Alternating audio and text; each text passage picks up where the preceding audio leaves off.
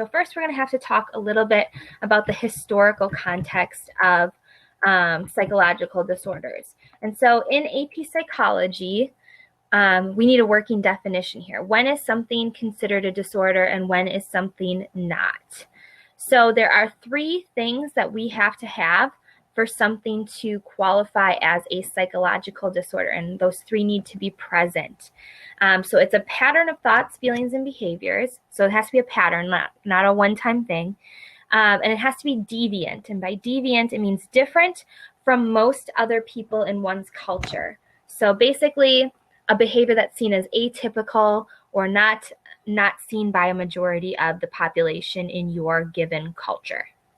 It also has to cause the person distress, either, thinking about anxiety and how that's distressing, or depression and how that impacts your life. But it has to be distressful in some way.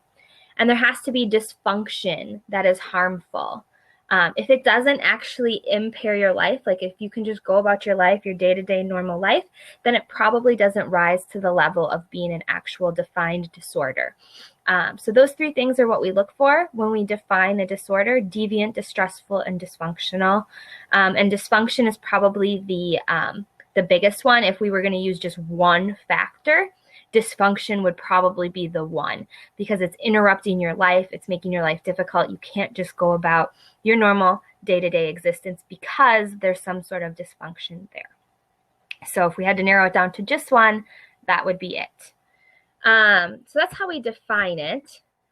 How did we historically look at psychological disorders? So we used to really treat psychological disorders almost like demon possession. They weren't seen as actual medical illnesses.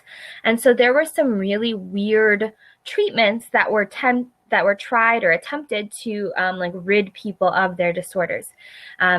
Exorcisms were tried because, again, this idea of there's a demonic exorcism inside of you that needs to be released. Beating, so you're beating out the evil spirits. Burning of the skin, castrating males. Trephination, which is actually drilling holes in the skull, again, to release these bad air or evil spirits sorts of things. Pulling out teeth, removing part of your intestines, cauterizing the clitoris, animal and blood transfusions. All of these things used to be ways that we attempted to treat psychological disorders. And we know today that these things would most likely not be successful, but this is part of the history of psychology and how we used to look at its treatment. Another old school treatment that still is sort of used today in a much more refined sense is the use of a lobotomy. And so we're going to watch a short video here, and I'm going to warn you, it's a little bit icky. So if you have a weak stomach, or if you just get kind of grossed out by medical stuff, this might creep you out a little bit. So I'm just giving you a heads up. But the practice of lobotomy is really an interesting practice that was one of the forefront treatments that used to be used in psychological disorders. So again, giving you a little bit of a heads up because it's not really gory, but it can be difficult to watch. So.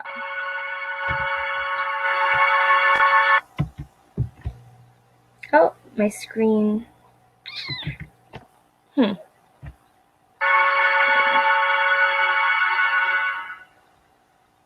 was an idealistic doctor, hungry for fame, who would champion one of the century's most infamous medical procedures. He wanted to solve the problems of psychiatry, and he wanted to do it fast. The lesson here is not how a man can go off the rails, but it's how science can go off the rails.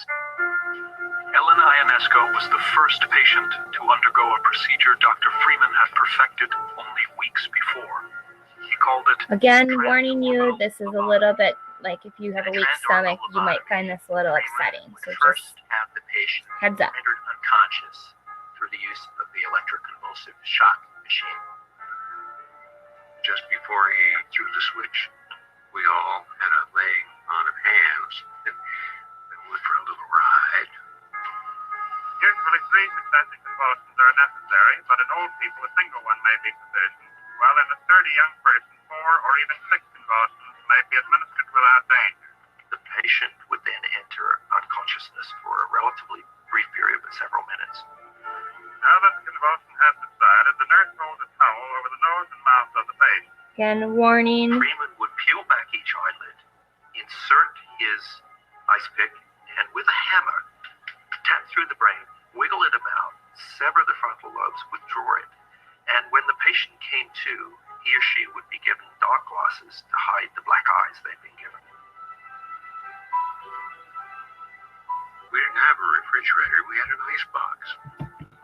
The first ice picks came right up.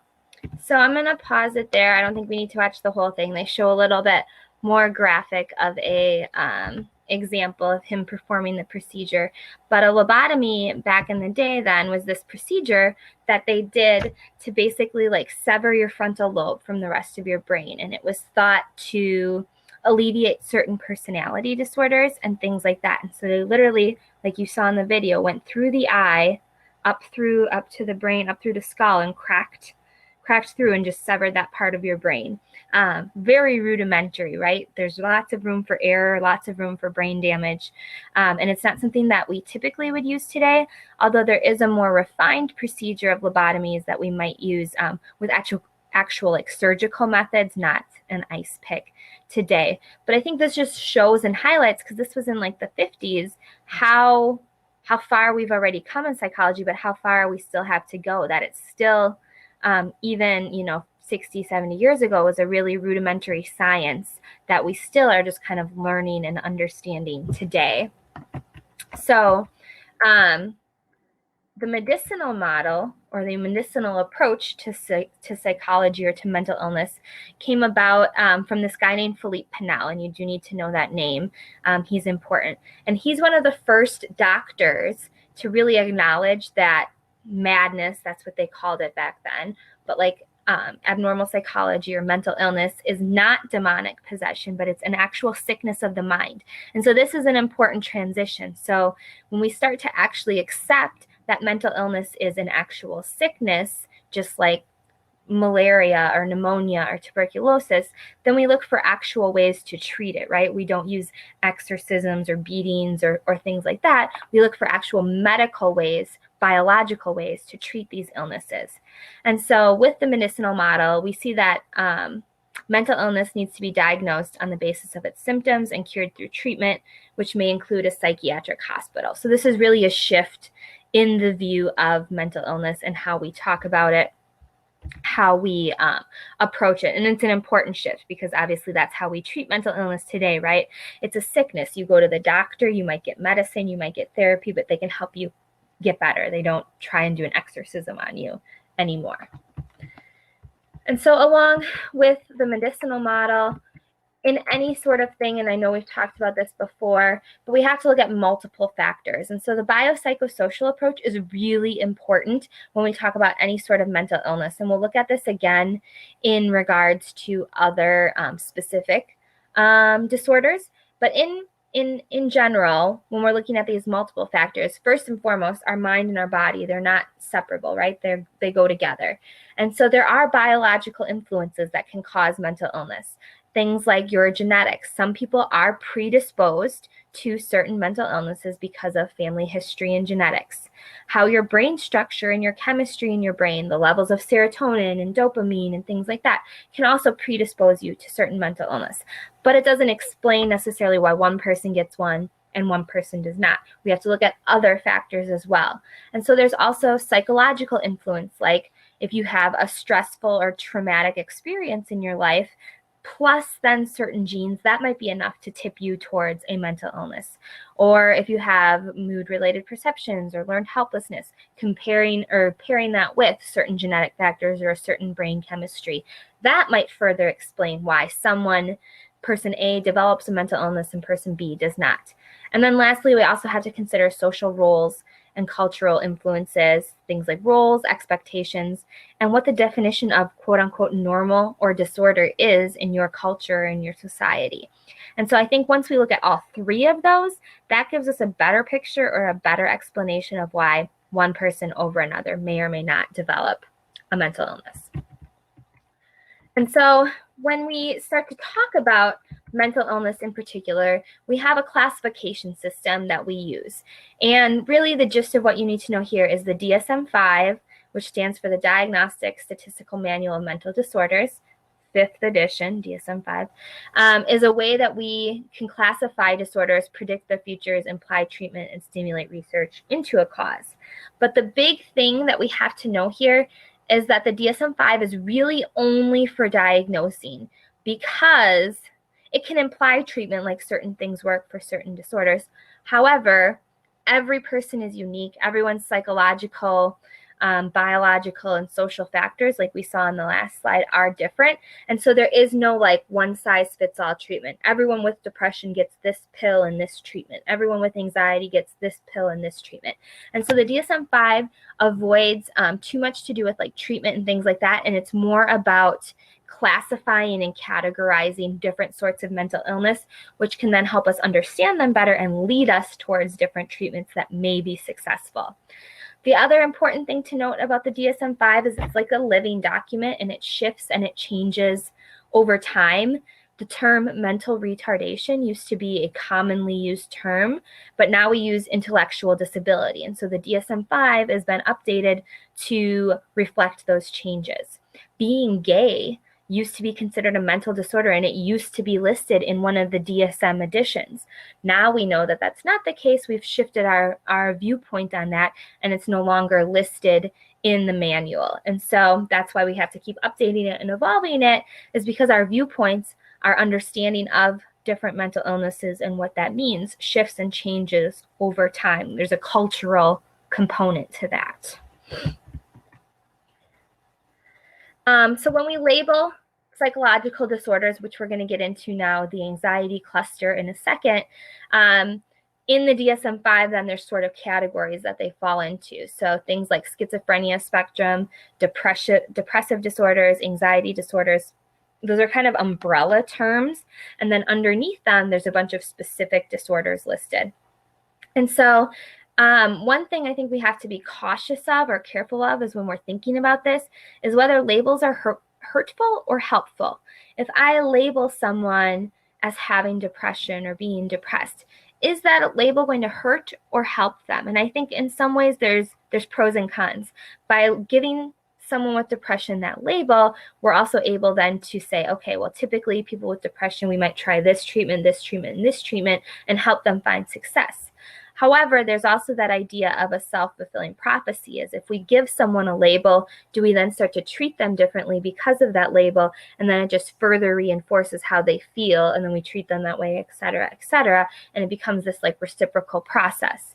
So I think we just want to be careful when we use labels. We want to accurately describe disorders, but we don't want to just use labels to define someone, because people are so much more than just the definition of anxiety or depression or schizophrenia. So we just want to be careful with that. The other thing I just want to point out, because I think it's kind of pop culture, something we see a lot, this idea of insanity or like pleading not guilty by reason of insanity.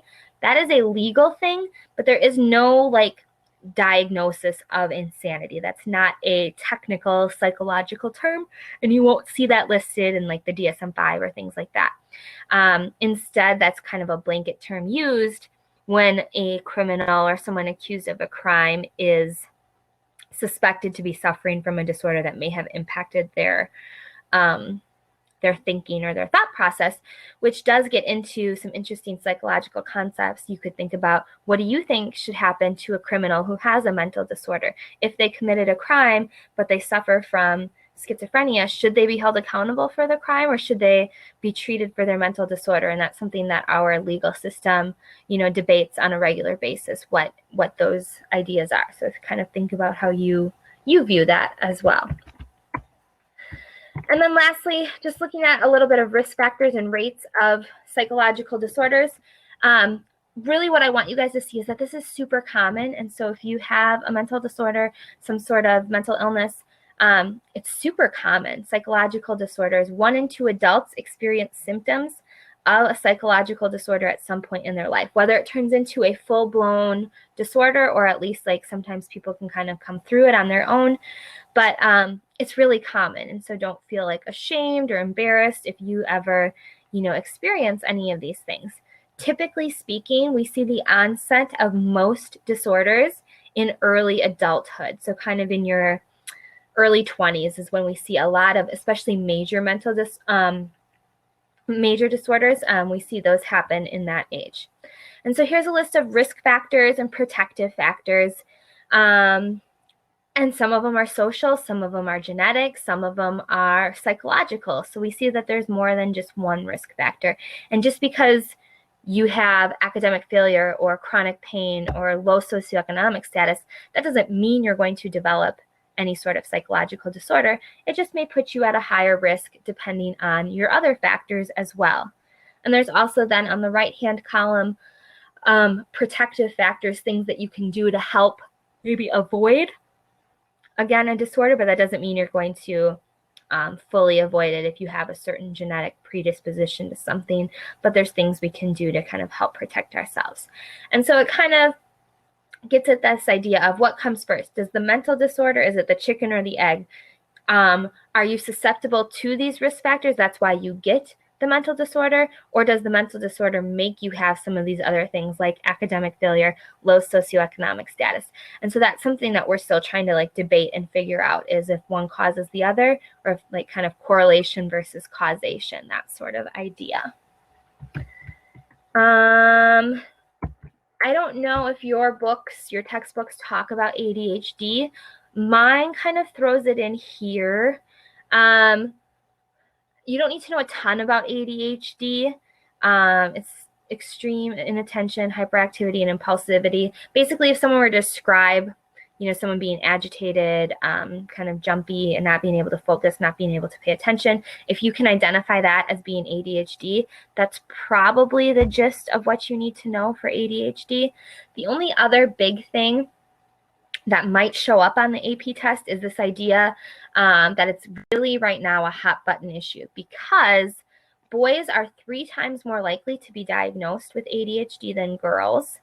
And so there's a big debate in the psychological community about whether, is it just typical boy behavior? Like, are boys just a little more hyperactive, a little more inattentive, a little more impulsive? And are we just over-medicating children? Is it kind of pharmaceutical companies and things like that? Or is there a genuine need, and now that we're more aware of it, we're diagnosing people better? And so there's a big debate about this, about how we diagnose kids, how we medicate kids.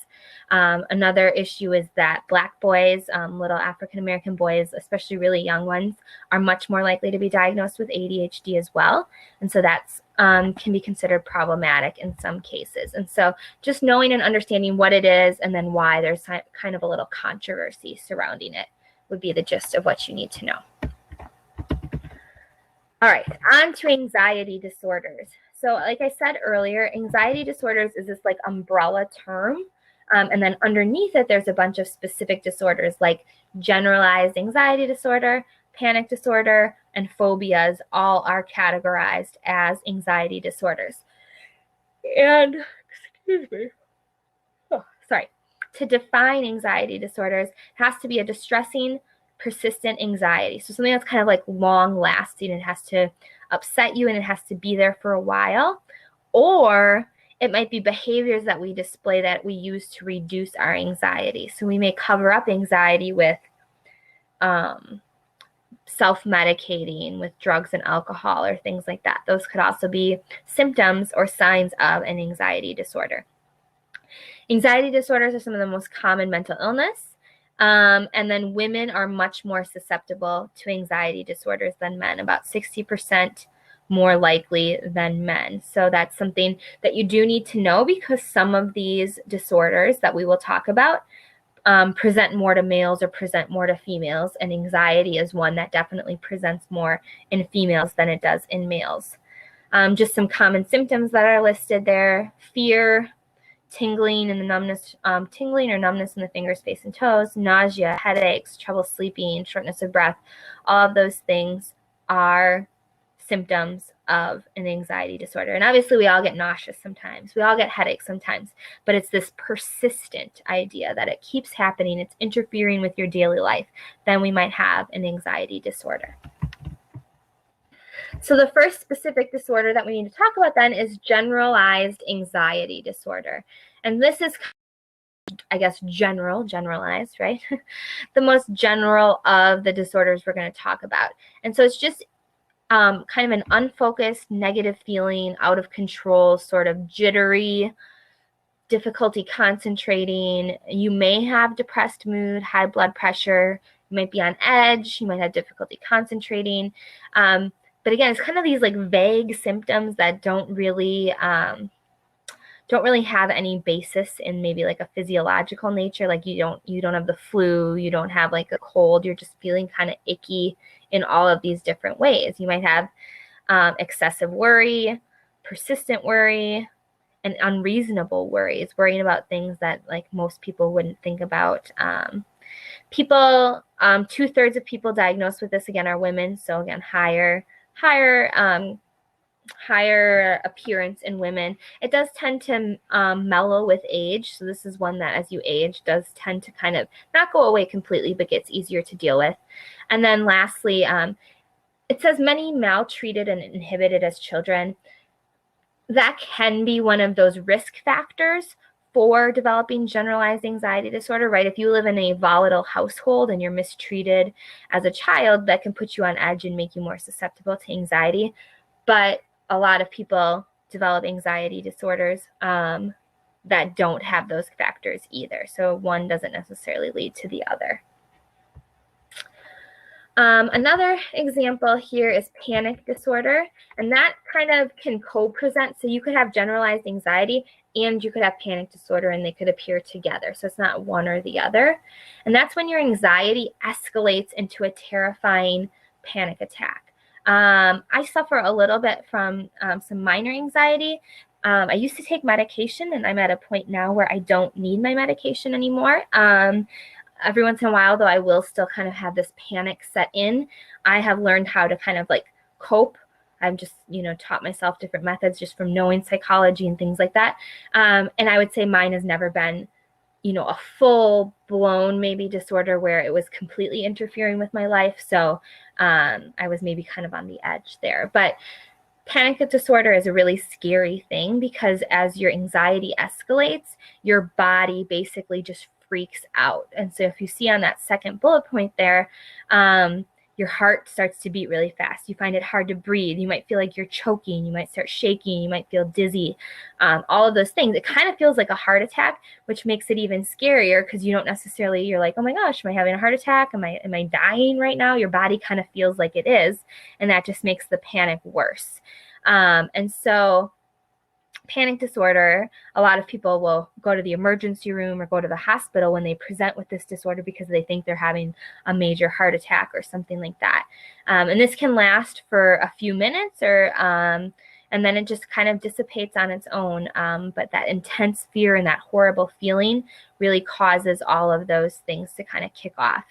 People who smoke tend to be at a higher risk for panic disorder because when you smoke cigarettes, there's stimulants in the cigarettes, and those stimulants already kind of amp up your heart and stuff. So if you're a little bit anxious, plus adding in those stimulants, that's another like risk factor that kind of could put you over the edge towards having these panicky episodes. Again, these things can be treated with different therapies, different medications, and we'll talk more about those when we hit the therapy unit. So generalized anxiety disorder is just sort of these kind of vague symptoms of not feeling well, feeling anxious, feeling jittery. Panic disorder then is when that escalates into a full-blown panic attack with the breathing, the heart rate, things like that. Phobias are another example of a anxiety disorder. So again, anxiety disorders are an umbrella term. And so a phobia, I think we've heard of phobias, right? Is just an irrational fear which causes someone to avoid an object, an activity, or a situation. Some common ones are listed in this picture. Aerophobia is the fear of flying. Acrophobia is like heights and ledges. Arachnophobia, spiders. Agoraphobia is like being in crowds and in public. And so phobias, a lot of people say, oh my gosh, I have a phobia of whatever your phobia is, but it's not a disorder unless it's truly impacting your life. Like I might be afraid of spiders, right? I don't like spiders. I'm kind of afraid of them, but I don't have to like alter my life to avoid spiders. Like if I see one in my house, it makes me uncomfortable. I want to kill it and I'm afraid of it, that sort of thing. But it doesn't cause me to panic and freak out and have like a complete, needing someone to like check my house for me and make sure it's gone. And so that's really, I think, how we differentiate between fear and phobia. So one thing I want to be careful of this unit is how we label and how we use terms, right?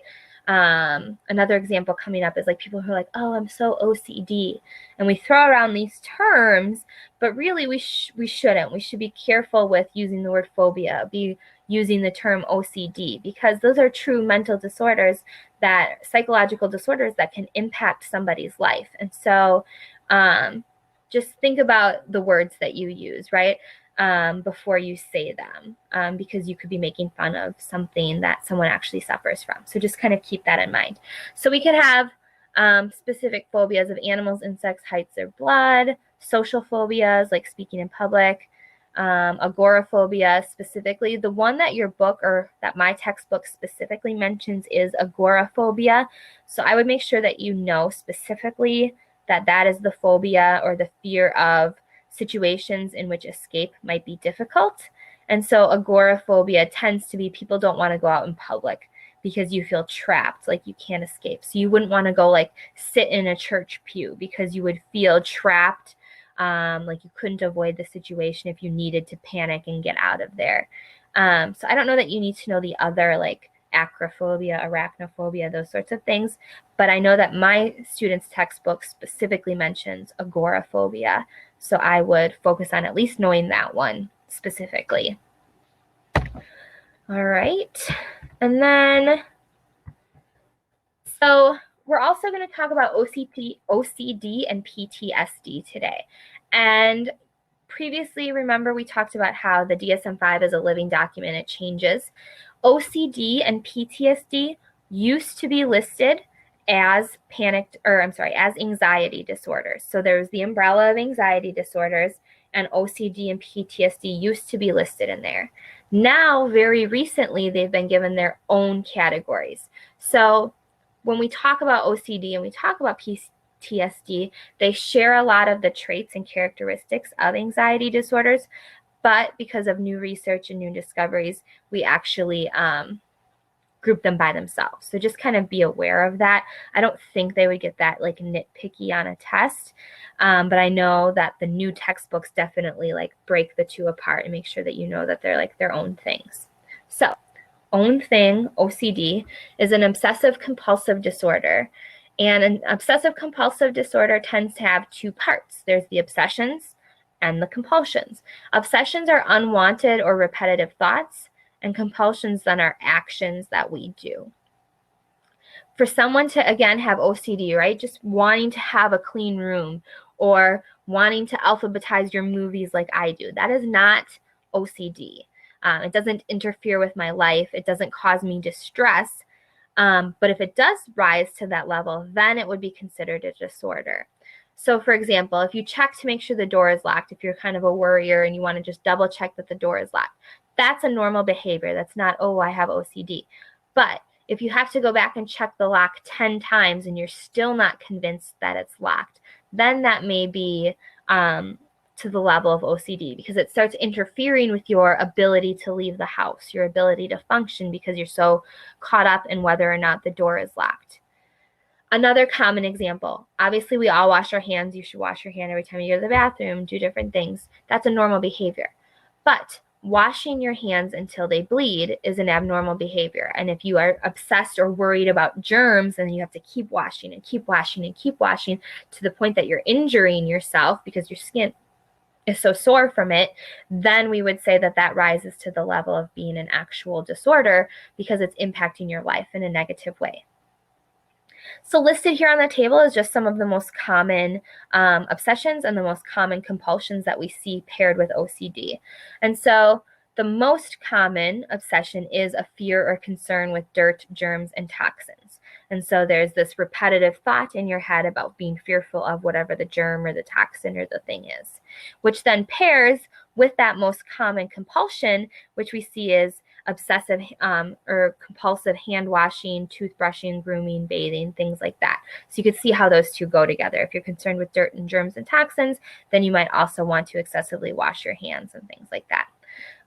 Other sorts of thoughts or behavior thoughts that go with OCD would be something terrible would happen, so just being fearful that someone near you or yourself is going to be harmed, or wanting things to be in symmetrical or in neat order. Other compulsions that we see would be like repeating certain rituals, or like checking your doors, locks, appliances, brakes, and homework. So we're going to watch a short video. It's like 3 minutes long, of a woman who has OCD, and she's just going to talk through some of the ways that some of the different ways it presents, and she acknowledges that I have to keep doing this or I don't feel right. So watch this short clip.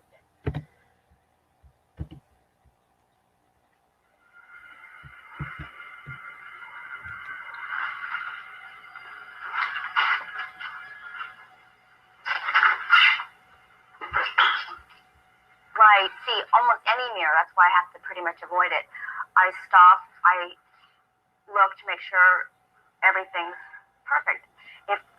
If I focus on not looking, then sometimes I can avoid it. But if I see myself or catch a glimpse that my hair is not straight, that a wrinkle in my face is showing, that a freckle is showing, anything, I will have to fix it. I will have to immediately do something, or I get upset. Why I drink my Diet Coke out of a styrofoam cup? Okay, because it doesn't break my teeth, because I bang glasses against my teeth, and I have already chipped this one about 3 or 4 times, and I keep getting it fixed. I broke it again last week, and so I have to drink either out of a styrofoam cup or a glass with straw, but preferably both. That way I avoid banging at all costs. If I'm going to drink a glass, I drink it, and then I touch it, and I do what I have to do.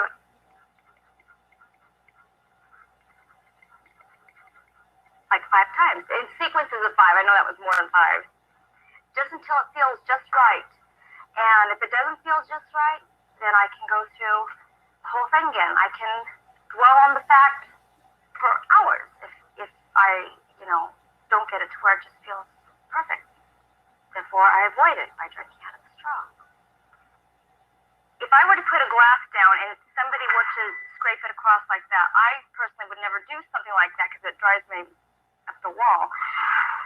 I feel that the glass and the counter both have feelings.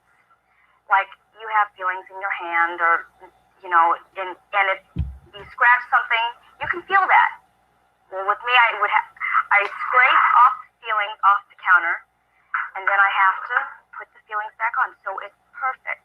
And everything has to feel just right. But if it goes this way, then it's the same thing. I have to put it back. Everything has its place. When I first started to write the letter, there was a little bit of dust on the pencil, and I just had to blow it off. And now the D and Dad is driving me nuts because it's a little bit over past the line, and it's not perfect.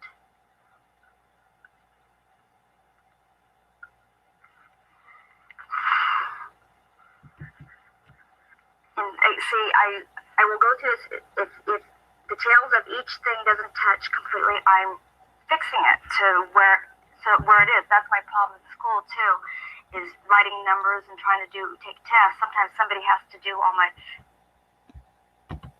All right, so you can see how that could definitely be something that interferes with your daily life, right? She trying to write her homework out, like the thing she was just doing right there. Every letter has to be perfect, and she has to keep going back and forth until she gets it just right. Or taking even the simple things that we take for granted, taking a drink of water. If it doesn't hit her mouth or her teeth just right, she has to keep doing it until she hits that feeling so that she doesn't feel that discomfort inside of her. And so you can see how that really can spiral and impact your daily life. So that's kind of the overview then. The biggest thing with OCD is just being able to identify the difference between an obsession, which is the thoughts, and the compulsions, which is the behaviors, and recognizing those factors. And then the last specific disorder that we're going to talk about tonight is PTSD.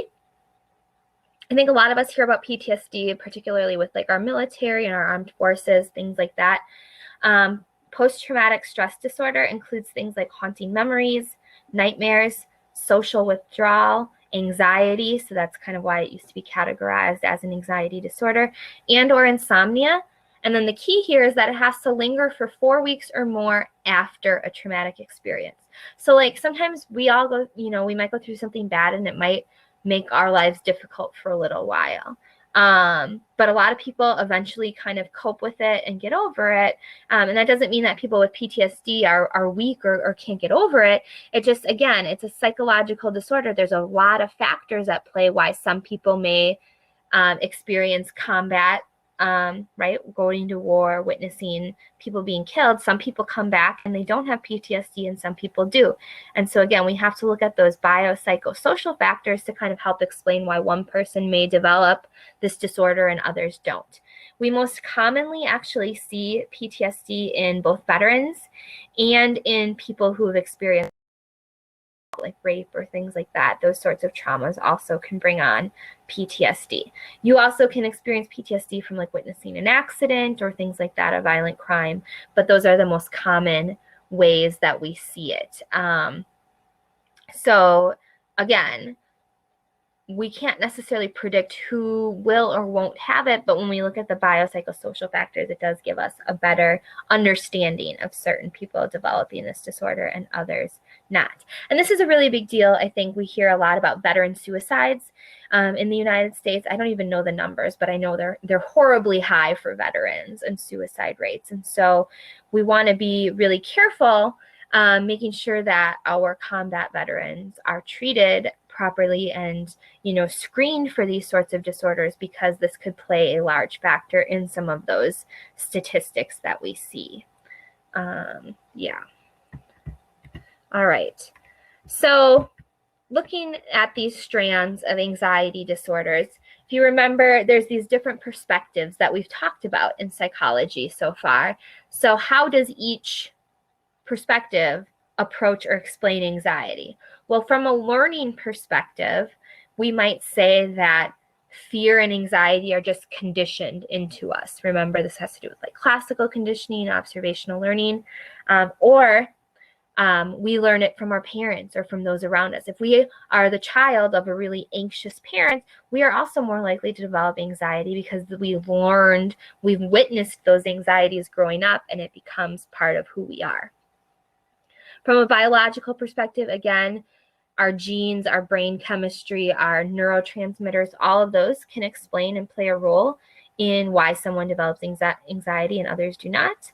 And then there's the cognitive factors. Those are the thinking factors in our heads where we interpret harmful situations, or we focus our attention in certain ways, or only recall negative or threatening information that can also influence us into an anxiety disorder.